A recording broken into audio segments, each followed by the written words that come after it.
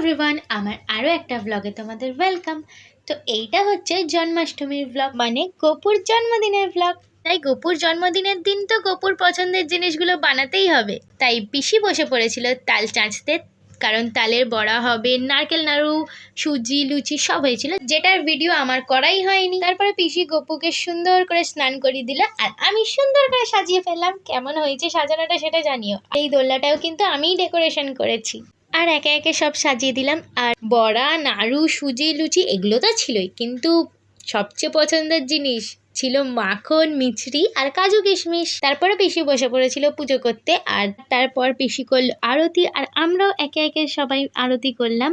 আমাদের জন্মাষ্টমী তো দারুণভাবে কেটেছিল। তো তোমাদের জন্মাষ্টমী কেমন কাটলো প্লিজ আমাকে কমেন্টে জানিও।